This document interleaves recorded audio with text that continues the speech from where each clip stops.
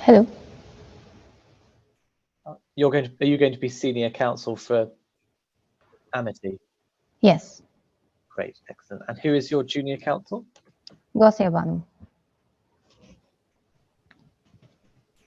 I will be the junior counsel for Amity University. Excellent, thank you.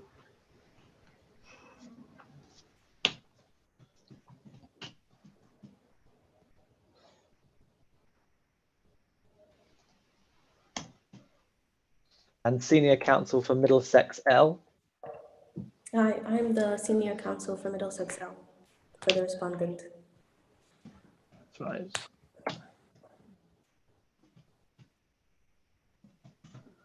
And junior counsel for Middlesex L, respondent? Hi, it's me, Shreya. I'm the junior counsel for the respondents. Morning.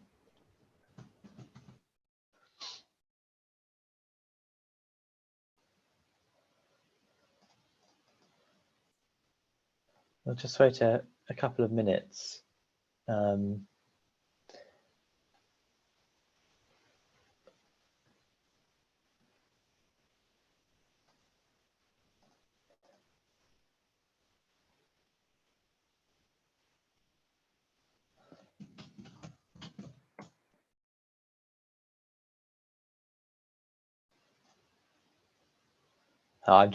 My fellow judge is just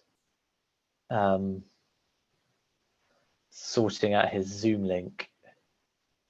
So if you don't all mind, we'll just wait 5 minutes or so just to allow him to connect in properly.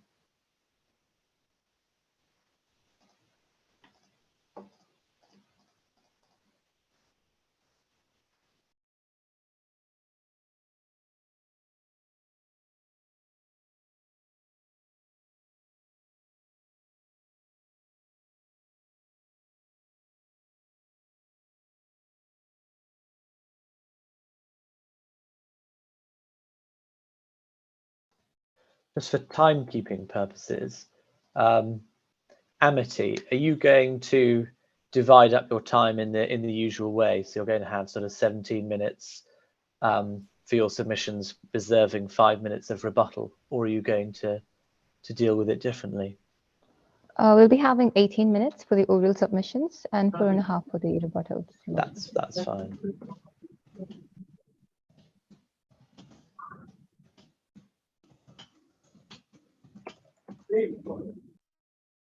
And Lee, can you hear us all right? Excellent. Do you know if we're expecting another judge, or is it just you and me? According to the email I saw, that I think there were supposed to be 3 of us. Whether that situation has changed, I don't know. Right. Is there another judge on the line? Cast it out.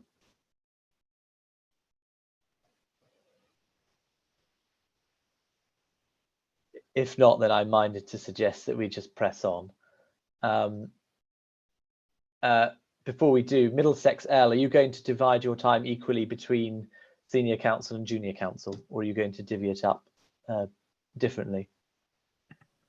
Senior counsel is going to have about 15 minutes, and then junior counsel is going to have 10. Okay, that's fine. In which case, unless anybody has any questions, I'm going to invite the senior counsel for the appellant to begin the moot.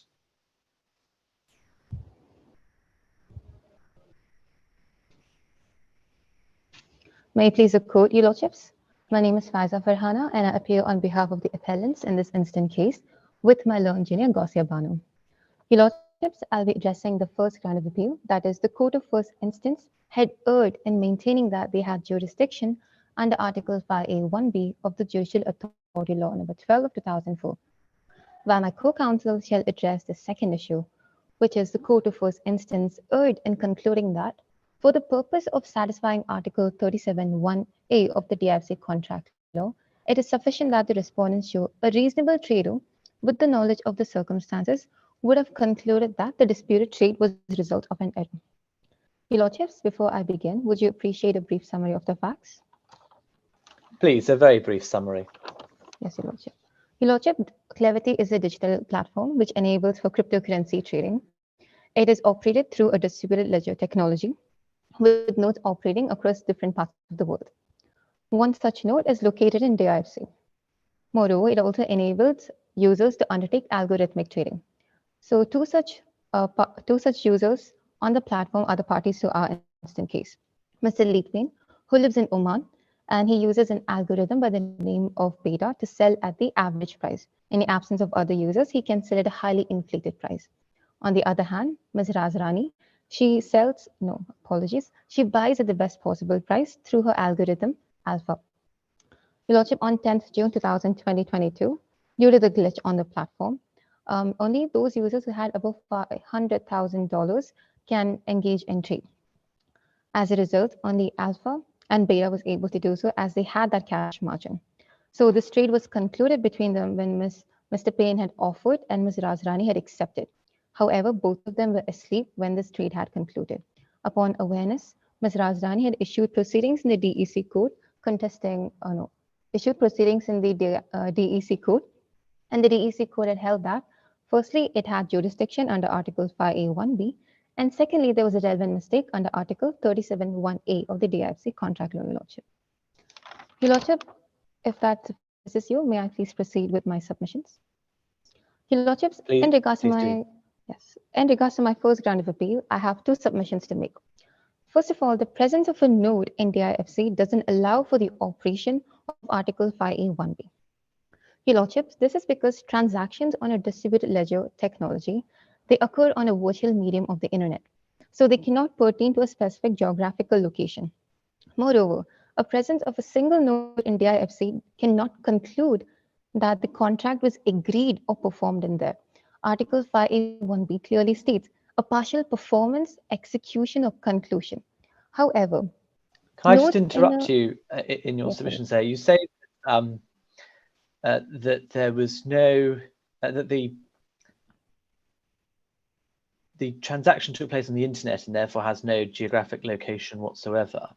But if no nodes existed, then the distributed ledger would be able to function, and ultimately the nodes are hosted on physical machinery in various jurisdictions. So there is at least some connection, isn't there, with a physical locality, and there's many nodes around the world, and there's one in the DIFC. So is it right to say that it's completely divorced from the real world? Your Lordship, in regards to that, what I mean by that, there are multiplicity of nodes. So it is a cross-border aspect of it. So to pertain to a single geographical location would be immaterial, or it would be difficult to arrive at a jurisdictional issue, Your Lordship. Moreover, right. So there must be. So you're saying that there must be a link with many courts because there'll be many different jurisdictions. Yes. So the question is, why shouldn't there be a link with the DIFC? Yes, Your Lordship. I'll address it right now. So, Your Lordship, firstly, this distributed ledger that is hosted by Clevity is a private distributed ledger. So what is the difference between private and public distributed ledgers are that in a private distributed ledger, there are only certain nodes that can authorize a transaction and that they can verify and execute a smart contract, which is essential in this case to prove the jurisdiction, Your Lordship. So in order to prove it's a private distributed ledger, I would like to cite the first paragraph of the Moot code bundle or the Moot code problem. Firstly, private distributed ledgers, they control the membership firstly, and they also have a control over the trade subscription and the conditions of the platform. So had it been a public distributed ledger, anyone can create a node and they can participate. But since there are restrictions, we can sufficiently rely on this that they're a private distributed ledger. Secondly, Your Lordship, a node in a specific geographical location doesn't mean they can execute this very smart contract. That is because there are different types of a node in a distributed ledger technology, especially a private one. For instance, there are a supernode. So supernodes, they perform functions such as implementing protocol changes. There are also something called as an authority node. They act as a moderator of a private distributed ledger. Therefore, there is no evidential basis to arrive at a conclusion that the very node in their FC had concluded or partially performed this contract. Moreover, Your Lordship, This was also this view of saying that a presence of a note cannot determine jurisdiction was addressed in several advisory matters. Your Lordship, you have a question? Okay, I'm sorry. Apologies. So in the advisory report that was given by the UK Law Commission to the Parliament titled Smart Legal Contracts, and page number 193 to 194 of that very report states that to state a place of performance on a node is arbitrary because it's an artificial place of performance. And the location of a node do not correlate. What page is this in your bundle? Your Lordships, I don't think we have attached in the bundle. Is it in the bundle? UK Law Commission. Your Lordships, it's not there in the bundle, but I could cite you the page on the UK Law report. Okay, you carry on. Okay, so the location of the nodes, they do not correlate with the place of performance. So it's not appropriate to locate the jurisdiction of a specific dispute on that very node. Moreover, the Chancery Bar Association and the Commercial Bar Association's view on the very same report had stated that a more appropriate manner would be to trace the domicile of the parties who initiated this relevant obligation. So in this case of on-chain transfer, where Mr. Payne had transferred cryptocurrency, the right line of approach would be to trace the domicile of Mr. Payne, that would be Oman. Your Lordship, similar view was also upheld by the European Commission in their report titled Smart Contract and Digital Single Market through the lens of law and tech, Your Lordship. This view was also expressed by judges in certain cases. For instance, in the case of Alibaba Group Holding versus Alibaba Coin 18CV 2897, which was held in the Southern District of New York for the 6th Circuit in the year 2018, the judge had said that to determine the node by jurisdiction would not be appropriate. That is because it would constrain a common knowledge to locate a performance of a transaction, which is where Article 5A1B is correlated to a specific server, because servers are located in remote parts of the world, but rather the party who had initiated that specific contract or transaction. Your Lordship, to reiterate to what I had said, there is a lack of a good arguable case. So a good arguable case requires an establishment of an evidential basis. So in this case, a presence of a node doesn't suffice an evidentiary basis for holding that very node was responsible for consenting, for partially performing or concluding the contract, Your Lordship. This principle of a good arguable case was followed in DIFC cases, courts in several cases.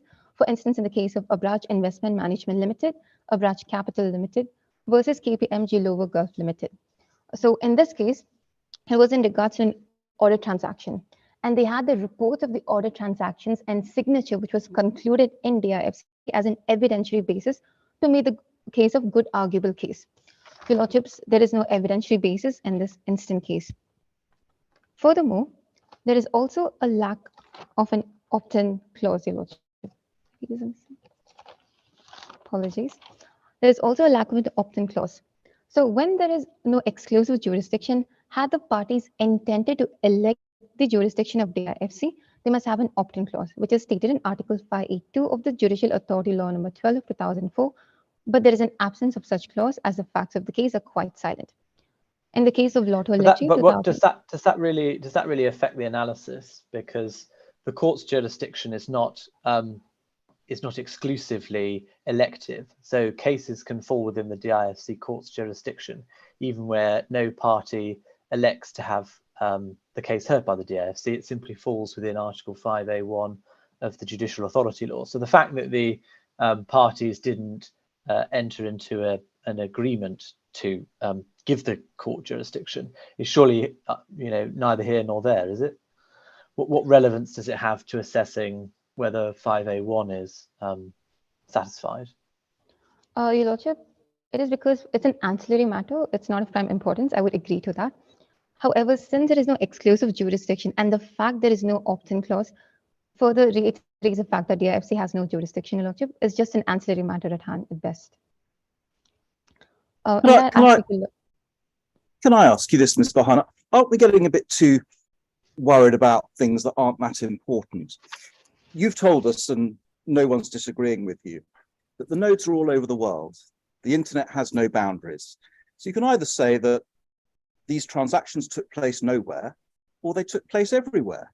If they took place everywhere, one of the places it took place or is linked to is the DIFC. We're sitting here now. We're a specialist digital economy court. We're very well equipped to decide these kind of cryptocurrency questions. Isn't the link sufficient? No, Your Lordship, because there is no evidentiary basis for determining the node in DIFC was responsible for performing or executing the contract. There are different types of nodes in a distributed ledger technology, especially having said that Clevity is a private distributed ledger. Only some nodes can authorize or execute smart contracts. So in that regard, we cannot assume that the node in DIFC had in fact carried out the transaction or concluded the transaction. As I stated earlier, nodes have several functions. So each one of them might pertain to a specific function that we are not aware of, Your Lordship. So in that case, there is no evidentiary basis for saying that they have taken part or concluded or performed the very contract and between Mr. Payne and Ms. Razi, Your Lordship. But help me, if we look at Article 5, 5A, 1AB, it says contracts that are partly or wholly concluded, finalized, performed within the DIFC, or will be performed, or is supposed to be performed. So surely, even if this particular node had been switched off that day, it was supposed to be switched on, it was part of the network. Doesn't that bring us within the gateway? No, Your Lordship, because nodes, apart from this whole aspect of verifying transaction, executing transactions, they also serve as communication endpoints. So I'm not negating with the fact that nodes do have an important part to play, but not in terms of a contract formation. For example, all of them update their records. So if specific transaction is authorized, but those set of nodes that DIFC node is not a part of, DIFC will still have to update that very transaction, Your Lordship. So that is not relevant to determining the jurisdiction or the fact that the contract has been concluded or performed on the node in DIFC, Your Lordship. Okay. It isn't part of the value of the distributed ledger technology that an indelible record of the transaction is maintained on all of the nodes, and it's a way of verifying the legitimacy of the particular transaction. And so in some way it is at least part of the aspect of concluding a contract through this sort of technology that it is recorded in some way on all of the nodes in the system. And isn't that sufficient? Because if I only need a contract to be partly concluded, isn't that sufficient? It might be a very thin basis, but it's sufficient, isn't it, to engage this court's jurisdiction? Your Lordship, recording a transaction doesn't amount to performance or conclusion or execution, even partly, as per Article 5A 1B. Moreover, the first paragraph of the Moot code problem, they have simultaneous access, validation, record updating in an immutable manner across the network. So we cannot arrive at a conclusion that just because a transaction has been recorded would amount to a contract formation or execution or performance. So which court do you say has jurisdiction? Your Lordship, Oman. I will prove in my further submissions, Your Lordship. Okay. Your Lordships, may I proceed? Yes, please. So in the case of Lotter versus Lettery 2021, in this case, there was no exclusive jurisdiction and there was also no opt-in clause. So the IFC had no jurisdiction. Your Lordship, now moving on to my second submission is the applicability of the principle of forum non-convenes. So this principle states that when there exists another forum that's appropriate to litigate the matter, which is more convenient, then that court can be the appropriate forum to litigate. Your Lordship, though this problem might look at the face of it as a cryptocurrency case, at the heart and core of it, it's a contractual dispute. That is in regards to a relevant mistake. So in that aspect, as I stated earlier, the jurisdiction would be traced back to the domicile of the transferor, that is Mr. Payne. So Oman, in that regard, it has Electronic Transaction Law 2008, which can adequately deal with matters pertaining to smart contracts, especially algorithmic trading. Article 13 says that. And then your submission essentially that Omani law is better than DIFC law at dealing with smart contracts, and that's why Oman should be the foreign convenience. No, Your Lordship, that's not what I'm stating. It's only that the IFC lacks its jurisdiction.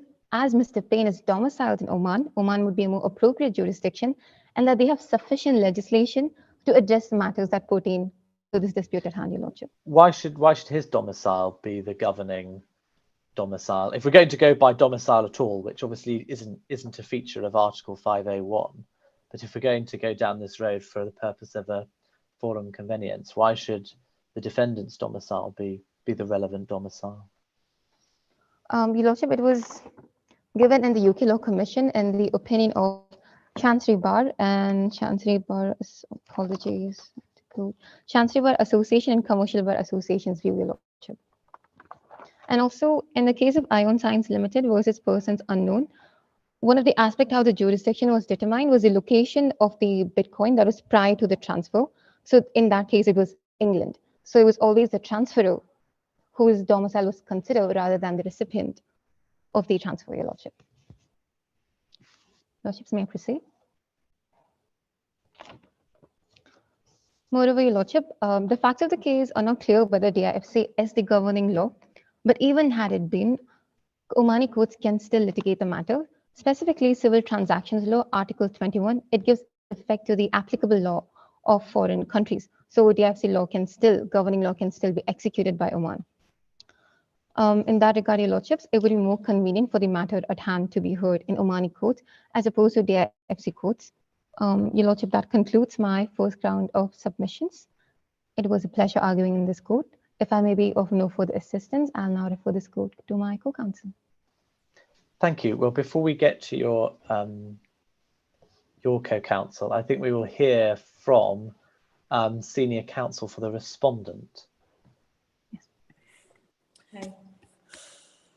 I'll start now. May it please the court, my name is Salha Saleh, and along with my co-counsel Shreya, I represent the respondent in this case, Ms. Raswani.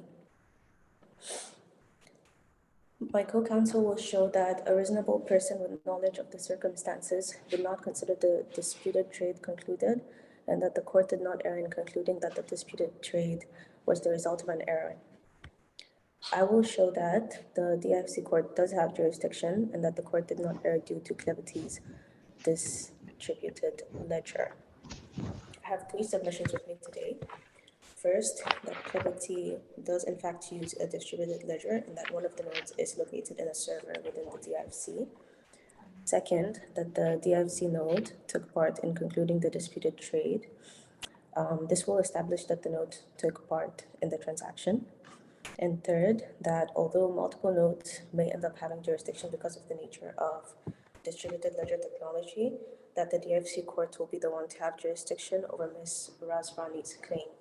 The respondents submit that the appeal is to establish that the DIFC court has jurisdiction over the specific claim that arose from a trade partially concluded in a node located in the DIFC, and that the claim is not over the jurisdiction of the node and therefore the ledger, and Clevity owes no liability to the parties.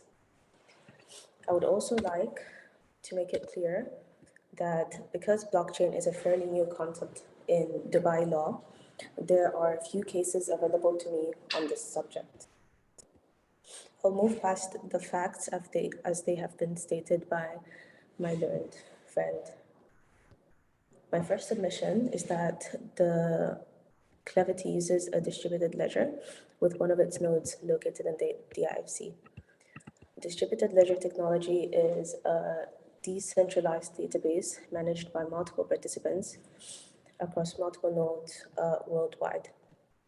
The ledger itself doesn't have a physical central data store or administration, and the node is located in the server. For the course of this trade, there is no possibility of the server being relocated, and the council believes that this is evidence for the general presence of the nodes within the DIFC during the trade between Ms. Razi and Mr. Payne. DLT nodes tend to use a consensus mechanism that requires all nodes to agree on changes to the distributed ledger, even when some nodes aren't observing the rules or are unreliable. Essentially, Every blockchain or distributed ledger technology requires a mechanism to find a consensus or commonly accepted truth between all nodes in its network to process. A consensus mechanism is defined as a fault-tolerant mechanism that is used in blockchain to achieve the necessary agreement on a single data value or a single state of the network among nodes. The mechanism helps ensure that the distributed ledger is auditable and verifiable. The mechanism engages each and every node of the ledger, and each node is required to present hypothetically either a 0 or 1 value unit, which is used to decide each transfer. The nodes may choose either value, and there is no wrong answer. The value that has 51 or above total amount will decide the outcome. So the IFC node has partly concluded the transaction under Article 5 of Judicial Law, which directs me to my second submission, that the respondents submit through the node located in the DIFC. The transaction was partly concluded within the DIFC, given the court jurisdiction. Because of the consensus mechanisms used by Clevity, which has been explained in my first submission for the benefit of the court, Article 5A1B is fulfilled. The article states, the court of first instance shall have exclusive jurisdiction to hear and determine civil or commercial claims arising out of or relating to a contract, partly or wholly concluded or performed or supposed to be performed within the DIFC pursuant to express or implied terms stipulated in the contract. So the trade that gave rise to the claim was partly concluded within the DIFC because of the node. May the court refer to Can I ask you about that? My co-judge put to the other side a hypothetical. I mean, imagine what would have happened if the node had just been turned off. Let's flip that around. I mean, if the only connection to the DIFC is the fact that there happened to be a node, and if the whole system could have worked, for example, if the node had been turned off, it makes the connection to the DIFC pretty ephemeral, doesn't it? And whether this court would have jurisdiction over transactions might turn on just who happened to flick a switch on a particular node on any particular day. Is that really a sound basis upon which a commercial court should take jurisdiction over disputes? Based on how distributed ledger technology works, nodes, even ones that are faulty or damaged, are required to participate. And because the node is located on the server in the DIFC, I believe that this is sufficient enough to connect it. Can I just ask, if we have a look at the Article 5 again, 1B, the contract has to be wholly or partly concluded, finalized, or performed. And you've said to us that it was concluded. That was the option that you chose. Obviously, you may want to address this on the others, but just help me with this.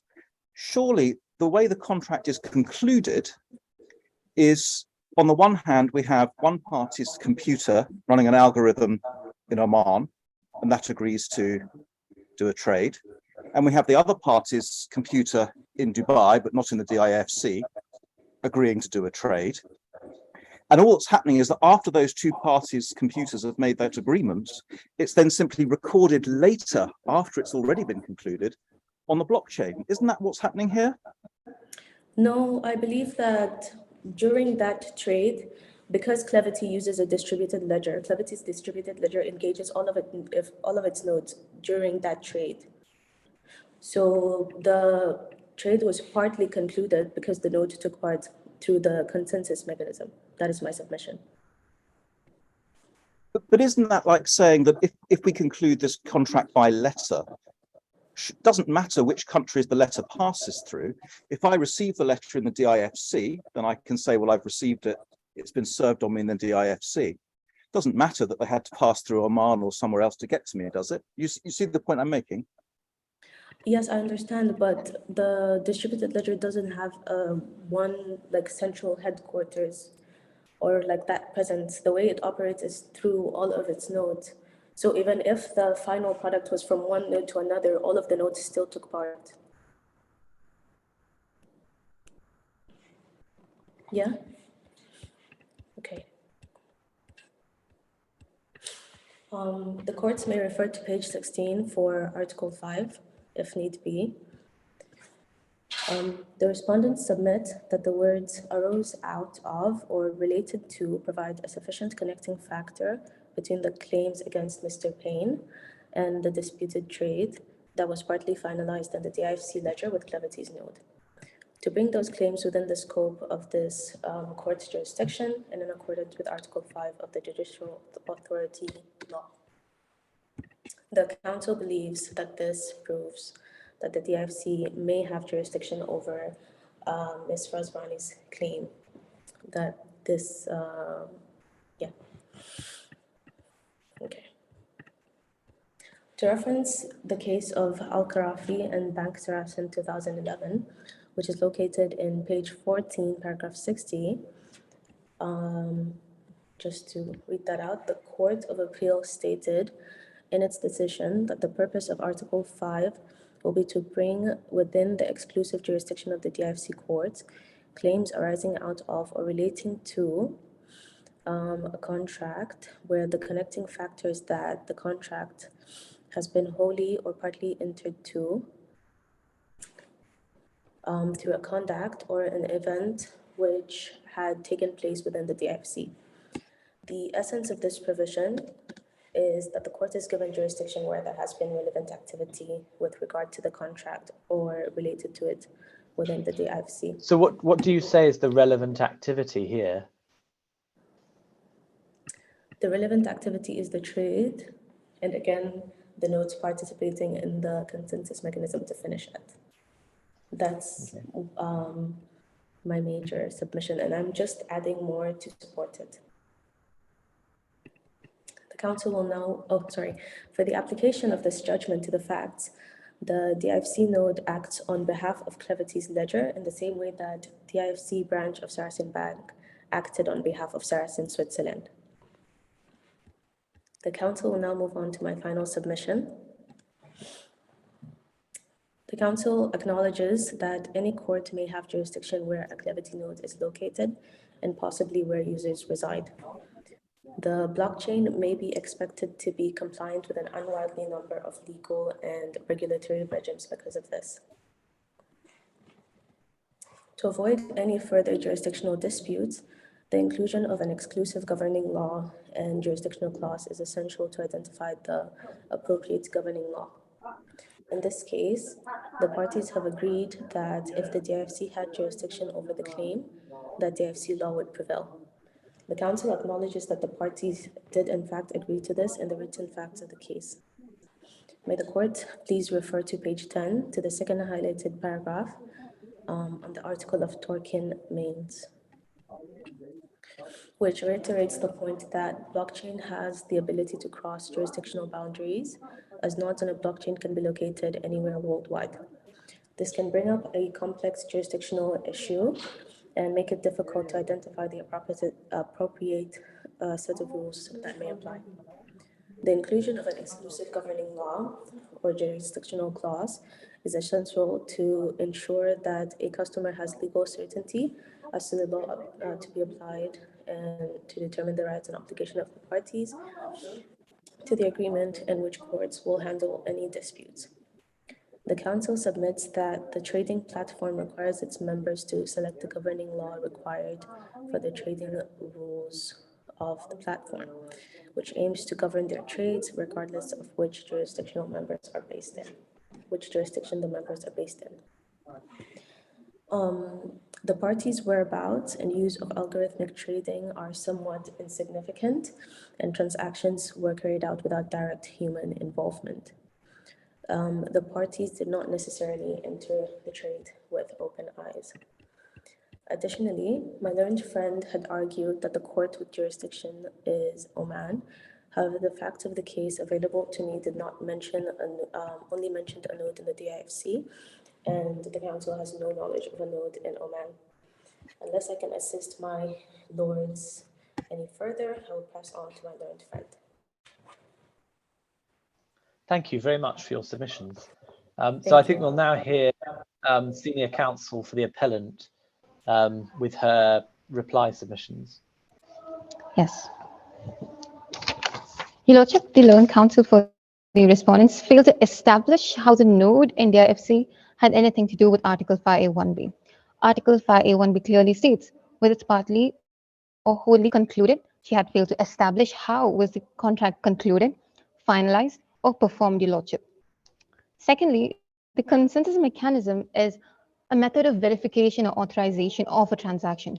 So once a contract has been executed, the consensus mechanism helps to verify if the transaction is faulty or appropriate, as she had said. However, consensus mechanism could not amount or equate to performance, conclusion, or finalization of the contract, Your Lordship. Moreover, the case the Learned Counsel had for the opposite team had stated was Al Khurafi case. Your Lordships, I would like to distinguish the facts of that case, in the instant case. That case, banks are centralized in nature. And our Learned Counsel for the respondent had clearly stated the distributed ledger technology is decentralized. So it would be contradictory to compare both these cases, Your Lordship. Furthermore, the Learned Counsel for the opponents also mentioned governing law. Firstly, Your Lordship, governing law is not relevant to determine jurisdiction. In fact, in the case of Goel versus Suez, Switzerland, Ashok Kumar, Sudhir Goel, Manan Goel versus Credit Suisse, Switzerland, LTD 2021, DIFC Court of Appeal 002 had clearly explicitly mentioned this, that governing law is irrelevant to determining jurisdiction. Furthermore, the Learned Counsel for the opponents have clearly made an error in the facts of the case. There was no governing clause in this contract, Your Lordship. There was no contract that was written out between the parties. So the arrangement of opting for the DIFC governing law, if the DIFC had jurisdiction, was a mere arrangement between the parties. There was no specific clause as the Learned Counsel had alleged. These are mere assertions that are not clothed with facts nor evidence, Your Lordship. Moreover, Lordships, in regards to the location of the node in Oman, the senior counsel for the appellants had never alleged that the location of the node is pertinent to determining jurisdiction, merely that it's a domicile of the transferor, Your Lordship. Your Lordship, that concludes my rebuttals. Thank you very much. In which case, we'll move to the second ground of appeal, and we'll hear submissions from the junior counsel for the appellant. Greetings to the bench. May it please your lordship, as already been indicated, my name is Gausia Banu, and I appear on behalf of the appellants in this court of appeal in relation to the present ground of appeal. I have two submissions to make. The first submission being, there was an inherent risk involved in algorithmic trading using pre-programmed softwares. Your lordship, it is quite evident that automated technology brings with it certain significant risks, which the users should ideally reasonably assume of. Moreover, a report published by the European Commercial Bank in 2020 substantiates this point. Your lordship, the report analyzes how trading errors and incidents can be linked to systematic errors and operational failures. This is what has happened in the present case, where an error on the platform Clevity had led to the disputed trade. This trade was, however, performed by the appellants and respondents' respective algorithms, which were programmed specifically by them to carry out algorithmic trading. Your lordship, as explicitly what is the risk that you say that the parties necessarily accepted? Because if I agree to trade on a particular platform, aren't I entitled to assume that that platform is going to function correctly and in accordance with its rules? So it's one thing to say I might make, I take the risk that if I program a computer program to trade on my behalf, that there's some aspect of market activity that I haven't foreseen and it trades in a way I don't expect. That's one thing. Isn't it another thing for me for you to say that I take the risk that it trades in a way that I don't expect because the platform malfunctions in a technical way? That's surely not a risk that I necessarily have to take. Yes, Your Lordship. The risk I was mentioning about here is the inherent risk because the respondents, the main ground for on which they want to avoid this trade is on the basis of reasonability, that a reasonable trader would not have taken part in such a trade. However, Your Lordship, what I meant to say by risk is that these, as I've mentioned, this is algorithmic trading, and these are the trades are solely performed by deterministic softwares. That is, if there is any error or if there's no human involvement at all. So the question of reasonability, I'm getting to that in my second round of submission, Your Lordship. May I continue, Your Lordship? Yes, please do. I may. Thank you, Your Lordship. I may refer Your Lordships to page 4 of the case bundle, to para 6 specifically, where it is provided that the appellant was asleep and unaware of the unusual changes in the market conditions on the Clevity platform. Moreover, Your Lordship, according to a research paper titled Critical Analysis on Regulating Algorithmic Trading in the New Capital Markets in the EU Regime, published by the University of Oxford in the year 2020, explains how algorithmic trading is particularly vulnerable to machine-driven errors and biases, which can travel fast and correlatedly across the markets. There are various inherent risks which are a part and parcel of the very nature of algorithmic trading. This is because trading is automated and disintermediated, Your Lordship. Moreover, both the appellants and the respondents voluntarily engaged in algorithmic trading, employing their pre-programmed softwares, which were deterministic algorithms. The respondent should have reasonably known the risk associated with the use of deterministic programs for the purpose of trading, Your Lordship. These What would you autonomous say risk? What is the risk that they should have foreseen? Your Lordship, the risk that these trades are completely automatic and they cannot make changes, like there's no human intervention involved, and these trades, these programs are not able to alter or change according to changes in circumstances. So they are incapable of generating new responses. Okay. Yes, Your Lordship. Sorry, can I ask? Yes. Your client programmed the algorithm to inflate the market price by 250 times. Wasn't he setting out to exploit glitches and mistakes here? Your Lordship, I would say that I would like to quote the case of Coin versus B2C2, where it was established that I may quote the case in which the judge had mentioned if the programmer had the intent to exploit market conditions or to make use of such conditions, he would have had to foresee a perfect storm of events that led to that circumstance. And Your Lordship, I do not think the programmer, while programming, could have foreseen that there would be such an error. And regarding to the inflated price, Your Lordship, it's as in usual dealings, as in usual business. Every trader would want to sell their products or their whatever the currency at the best possible price, and the buyer would aim to buy it at the lowest possible price. That would have been the. I hear what you're saying, but just help me to understand. We all accept, of course, that there are lots of things that can happen in a market to inflate prices beyond what we might be used to. We're seeing it with the energy markets now. But your client programmed the algorithm to instantly inflate the price to 250 times above the previous market value. Surely the only way that anybody is going to trade with him is if there's some kind of error either in the trading platform, or this is just something that they didn't think to guard against in programming their own algorithm. So that's why I'm saying to you, wasn't he really setting out to exploit this kind of situation? When else would somebody actually agree a trade like this?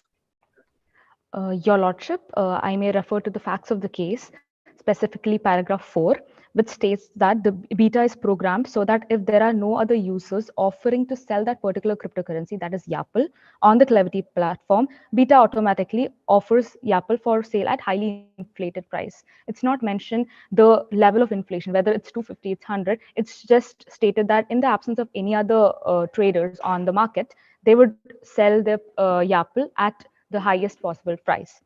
And Your Lordship, moreover, I would may I refer Your Lordship to the case of Coin versus B2C2 held in the year 2020 in the Singapore Court of Appeal, and where it has been stated about how there was no evidence that the programmer would have ever contemplated of any such mistake or any such sort which has happened in the present case, and the real possibility of orders placed on the platform.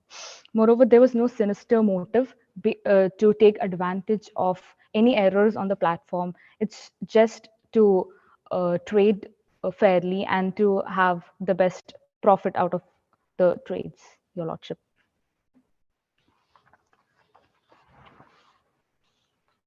May I proceed? Thank you. Moreover, the autonomous programs self-execute these trading agreements based on their deterministic programming. While these algorithms are developed by humans, the actual decisions to send orders to buy or sell the cryptocurrencies are made by the algorithms based on their deterministic programming without any human involvement. Moreover, may I refer Your Lordship to Article 37(1)(a) of the DIFC contract law, which was utilized by the Digital Economy Court to vitiate the disputed trade. However, Your Lordship, the Article 37(1)(a) of the DIFC contract law speaks about relevant mistakes and the conditions based on which a party may avoid the contract. However, Your Lordship, all these conditions are not satisfied in the present case. May I refer Your Lordship to Article 37(2)(b) of the DIFC contract law, which states that a party may not avoid the contract if the mistake relates to a matter in regards to which the risk of the mistake was assumed or having regards to the circumstances should be borne by the mistaken party. In the present case, as already established, Your Lordship, there was an inherent risk present and the appellant did not make the same mistake while programming beta as the respondent. Moreover, when some or all the stages of a contract's life cycle are automated without subsequently allowing for adjustments, the computer code representing the contracts needs to be precise and fully defined to account for any contingency. Hereafter, in the present case, the appellant's program, beta, was properly programmed to sell it at the best possible price according to the market conditions on Clevity platform. As given in para 8 of the facts of the case, given in the Moot problem itself, specifically at page 5 of the case bundle submitted to the court, the appellant did not make the same mistake while programming beta as the respondent, and the appellant did not know or could not have known about the respondent's mistake and the error that had occurred on the platform Clevity. Your Lordship, preset algorithmic programming and modeling seek to abstractly represent the state of the market and a desired trajectory for trading. According to a report published by the Stanford Technology Law Review in the year 2017, when algorithms are introduced in institutional decision-making, individuals outsource their valuation processes to the algorithm itself. Moreover, Your Lordship, according to a report published in the Vanderbilt Law Review Journal in the year 2015, algorithms have been shown to be limited in their ability to develop and apply long-run knowledge and strategies in their trading. May it please Your Lordship, I would humbly like to submit my second ground of submission in this present appeal, which is mistakes in pre-programmed software cannot be attributed to the appellant's reasonability and foreseeability. The appellant in the present case had no actual or constructive knowledge about the error that had occurred in the platform Clevity. Moreover, Your Lordship, it should be noted that the mistake is a cryptocurrency pricing error caused due to the systematic error on the platform Doesn't Clevity. you say that your client doesn't have any constructive knowledge of the mistake, but doesn't that turn on how the court goes about determining the knowledge of the parties where they trade through these sorts of computer programs? Because if we take the approach of Lord Justice Mance, his approach is to say, well, one has got to look at it as if there were human parties at the time that the trade was concluded. And so what ought your client to have realized if he was aware of all the facts at the time the trade was concluded? And as my co-judge has said, anybody looking at this would see that a mistake had been made because there was a malfunction on the platform, and that the counterparty would not have actually intended to trade at such a highly inflated market price. What's your answer to that point? Yes, Your Lordship. Firstly, Lord Mance's opinion in the case of Coin versus B2C2 in the Singapore Court of Appeal was a dissenting opinion. It was a minority opinion. And the final judgment in that instant case was based on the majority opinion, which concluded that there was no mistake, whether at common law or at equity. Moreover, Your Lordship, about the question of reasonability, though an absurd price at which the trades occurred would have been blatantly obvious to any human with reasonable knowledge, yet, however, an absurdly high price is not a concept which is intuitively obvious to a non-sentient algorithm following codified programming. Your Lordship, in the present case, the algorithms were pre-programmed, and if the question of reason, any agreed that a reasonable person would not, in his sane mind, agree to a trade which is 250 times higher. However, that is traditional contracting. If it was face-to-face, if there was a scope of any negotiations. However, here, the appellants and the respondents took part in algorithmic trading using deterministic softwares which were pre-programmed to function in certain way, to buy and sell in certain conditions. Can I ask you, drawing on what my learned co-judge has just asked you, if we were looking at two human beings here, and I understand what you would say, well, she's agreed to buy at the best available price, and she did. It was just that there was nobody else on the platform, and ours was the best available price, and that was the position.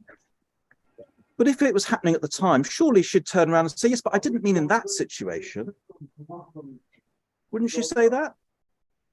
And if that's the case, shouldn't we be avoiding this contract?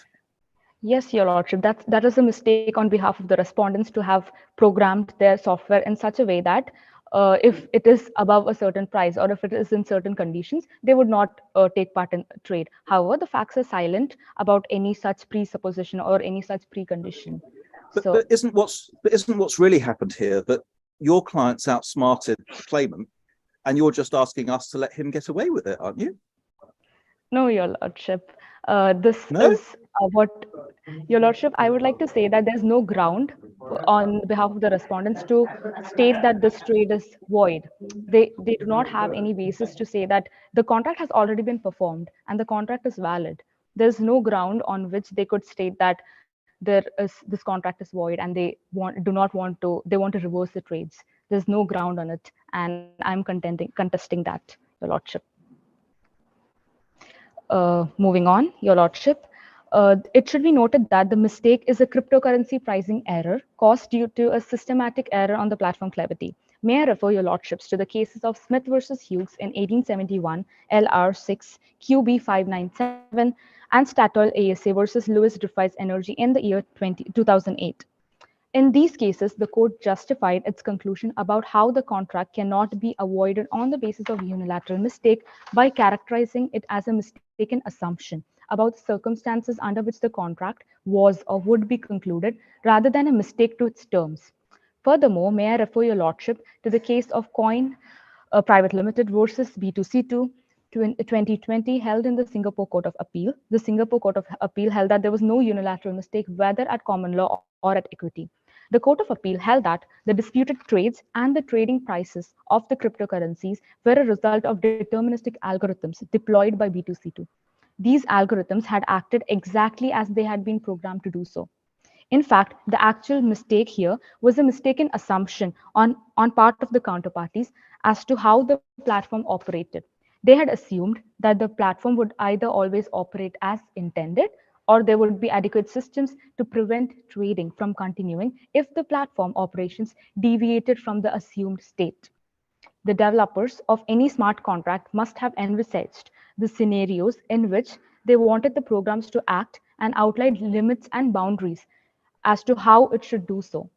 Moreover, Your Lordship, I would like to conclude by stating that the concept of reasonable trader cannot be brought in since the trades were completely automated. These algorithmic programs, as mentioned in the facts of the case, are not capable of generating new responses according to changes in circumstances. Hence, I would like to conclude my submissions by humbly submitting before this honorable court that the court of first instance erred in concluding that for the purpose of a claim to avoid the disputed trade, it was sufficient for the purpose of satisfying Article 37(1)(a) of the DIFC contract law. It was an honor arguing in this court, Your Lordship. Thank you very much for your submissions. We'll now hear junior counsel for the respondent.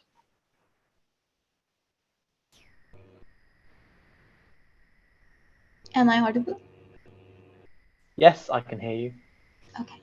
May it please the court, my name is Shreya Kalaga, and I, along with my co-counsel, the senior respondent, am representing the respondent, Ms. Raz Rani.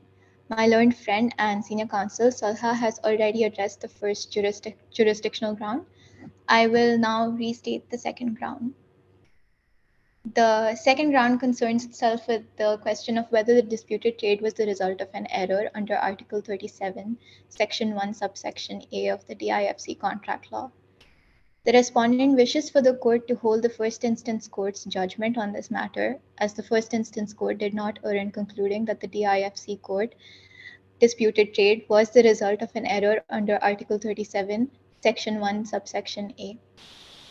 Your Lordship, I will now be presenting my submissions for the second round of appeal. The respondent has three submissions to make on this behalf. I will now make my first submission to the court. The first instance court did not err in its conclusion and on the second issue, since a reasonable person would not have thought the trade concluded if the circumstances had been known. It was also of the view that this was sufficient knowledge that the transaction was in fact the result of an error and thus should be considered void. A reasonable person with the knowledge of market circumstances would be able to conclude that there was a fundamental mistake in the transaction that had happened. The respondent directs the court to consider applying Lord Mance's reasoning as expressed in the Singapore Court of Appeal case in Coin and B2C2, which can be found in page 27 of the respondent bundle. The application of this case would mean that Mr. Payne and Ms. Rani, my apologies, would have inevitably had to gather that the disputed trade was the result of an error after it was brought to notice. Why should we prefer the analysis of Lord Mance over the analysis of the majority, whose approach was to essentially assess the question of knowledge at the time that the programs were being created? There's a certain logic to that, isn't it? That if I'm going to trade through a program that I empower on my behalf, then I take a risk that that program may do things that I hadn't anticipated, and that the appropriate time for assessing my knowledge about the risks that I'm prepared to take, the assumptions that I make, and any mistakes that I may be operating under is the time that it's programmed, not the particular time that the program actually does something that I might later regret. So why do you say we should prefer Lord Mance over the majority? Your Honor, the strongest argument that the respondent wants to make on this behalf is that the court of first instance had considered Lord Mance's reasoning, despite the fact that his initial submission in the judgment in the case was indeed critiqued by a lot of people. It still applies in this case, and I go on to explain it in my submissions. Can I proceed? Please do. Thank you. Your Lordship, the respondent will now make its second submission to the court. The trade between Mr. Payne and Ms. Rani was the result of an error and is reaffirmed of the same by the first instance court in its decision, holding that the transaction between both parties would fall under relevant mistake. This can be found in page 19 of the bundle, and under Article 37, 1A of the DIFC contract law, it states that a party may only avoid a contract for mistake if, when the contract was concluded, a reasonable person in the same situation as the party would not have concluded it at all. Given the knowledge of the affairs, and the other party essentially made the same mistake or was also mistaken, which Ms. Rani was, Article 37 also states that this mistake can make a contract voidable if it was contrary to reasonable commercial standards of fair dealing to leave the mistaken party in error. My learned friends from the Appellant Council have failed to recognize that it is not the knowledge of the transaction that left Ms. Rani mistaken in error of the transaction that amounts as contrary to commercial standards under Article 37, or even rather the Mr. Payne's lack of awareness of the transaction immediately that did not follow commercial standards, but rather the unjust enrichment of it. The respondent would like to request the court to refer to the Singapore Swimming Club case in page 26 of the bundle, where the requirements of unjust enrichment are further expanded upon. Through its application, it can be established that Mr. Payne did in fact benefit from the disputed trade at Ms. Rani's expense, and this enrichment is unjust. The appellants have also made the argument that under Article 37, Mr. Payne can avoid the contract for mistake because the mistake does not operate under the terms of the article. However, it is the respondent's submission that the mistake arose from the circumstances of the disputed trade rather than the terms of their contractual relationship. My learned friend from the appellant goes on to argue that there was an inherent risk, and both parties were aware of the risk that they were agreeing to when they agreed to algorithmic trading. However, it is the respondent's submission that nobody commercially astute could possibly foresee a trade of this nature. Your Lordship, this brings me to my third and final submission. By Sorry, retaining the I just wanted to ask you about that. You said nobody commercially astute could foresee a trade of this nature. Isn't the problem here that when Miss Rani was programming the algorithm, she just didn't think about a situation where there might be some kind of malfunction? And let me put it this way. If Miss Rani had sold this algorithm to somebody else and they had lost $250,000, wouldn't they be suing her for negligence?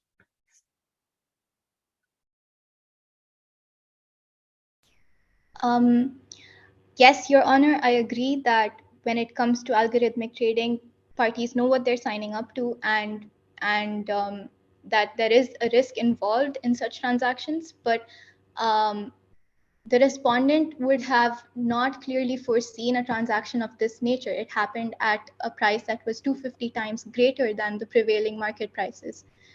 So I can go on. Well, let me put it this way. We hope and assume that Miss Rani has since updated the algorithm so that she couldn't be at risk of losing another £250,000 tomorrow. Well, if she's able to do that now, surely the problem was simply that she didn't think about doing it before this happened. And isn't that something where she's at fault?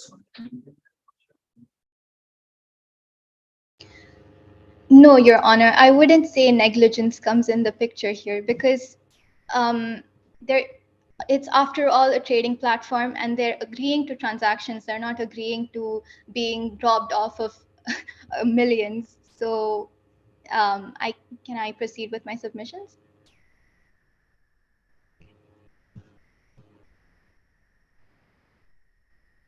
I will now proceed to my third submission. By retaining the benefits of the trade, which is highlighted through the fact that the transaction occurred at a price that was 250 times greater than the prevailing price, it ensured Mr. Payne an indisputable benefit coexisting with free acceptance of the transaction, resulting in him to be unjustly enriched by the disputed trade. I would like to direct the court to the case of digitalmall.com, which can be found in page 23 Isn't the problem with your unjust enrichment analysis that if the court does not set aside the contract, then his enrichment is not unjust because he will have obtained his enrichment as a result of a valid contract? Isn't that the beginning and end of your unjust enrichment analysis? Your Honor, Mr. Payne was unjustly enriched if we follow the test that was set out in this case, since he did sorry,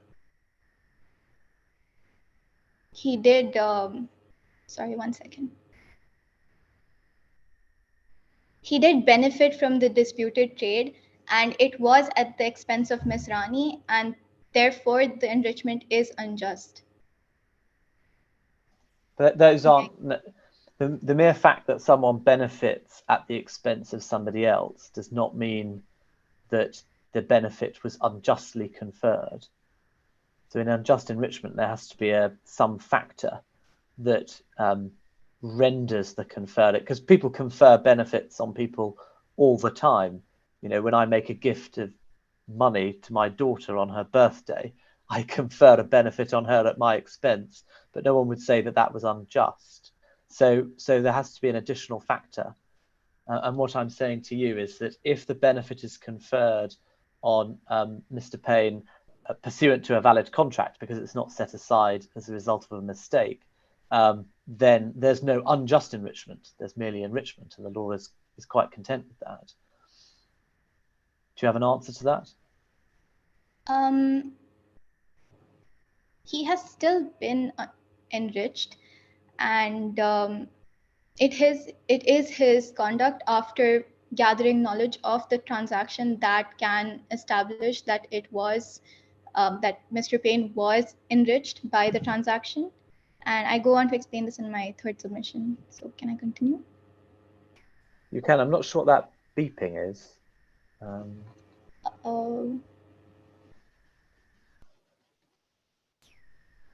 Is it fine now? If no one else can hear a beeping, then maybe that's just me. Please carry on. I think you've only got a few minutes left anyway. Mr. Payne had an indisputable benefit coexisting with a free acceptance of the transaction, and this resulted in him to be enriched by the trade. And I would like the court to refer to the case of digitalmall.com, which can be found in page 23 of the bundle. In this case, it was established that a contract can be voidable under unconsignable or reasonable conduct in relation to the mistake, specifically as unilateral mistake under equity. The appellants have argued that Mr. Payne lacked constructive knowledge of the mistake. However, Mr. Payne still conducted himself in a manner that was not reasonable by retaining the benefits of the transaction. This concludes my submissions for the court today. Thank you very much. In which case, to conclude this hearing, I would like to invite the junior counsel for the appellant to hear her responsive submissions. Yes, Your Lordship. I would like to proceed with my rebuttals. Firstly, I would my learned co-counsel, my learned opposing counsel, stated Lord Mance's reasoning, and however, I would like to differ. Lord Mance's reasoning in the present case was a minority opinion. It was a dissenting opinion. However, Just the on judgment that, was yes. On the judgment of the Singaporean courts are not binding on us. So whether or not he's in the majority or the minority is not as important. And Lord Mance is one of the, as a former deputy president of the Supreme Court, one of the leading commercial and contract lawyers of the common law world. Don't I need a bit more to discount his analysis than just he was in the minority? Yes, Your Lordship. However, Oliver Wendell Holmes in the United States Supreme Court once famously said, "Today's minority speech is tomorrow's majority judgment." Yes, however, Your Lordship, the DEC court, that is the Digital Economy Court, concluded that the disputed trade is void on the basis of Lord Mance's reasoning and opinion. So I am differing through that, and not just because Lord Mance's opinion was a minority opinion. However, because the final judgment in the B2C2 case was based on the majority opinion, which stated that there was no mistake whether at common law or at equity. And moreover, Your Lordship, the concept my opposing counsel had used the concept of reasonable trader. As already explained in my submission, reasonable trader concept cannot be brought in when the trades are completely automated. And as given in the facts of the case, these pre-programmed softwares are deterministic in nature. They're incapable of generating new responses based on changes in conditions. And moreover, the respondent did not program alpha in a way to function in such scenarios. There was a mistake on behalf of the respondent's programming, as they did not have anything to cater such situations.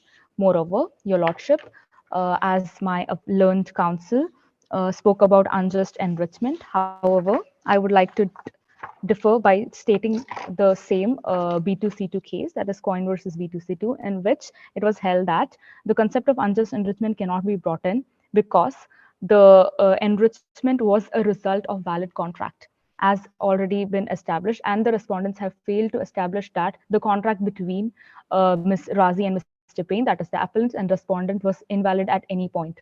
Hence, the contract was performed and it was a valid contract, and the question of unjust enrichment cannot be brought in. Your Lordship, that concludes my rebuttal. Thank you very much, and thank you to everybody for taking part in the moot, and congratulations for getting to the quarterfinals. You've all done very, very well. What we'll do as before is put together our scores and send them in to Delvin, and then at some point today, there'll be an announcement about who is going to be in the final. But unless you've got any questions, I think you can probably all sign off. Thank you. Thank you so Thank much. you. Have a nice day. Thank you. Thank you.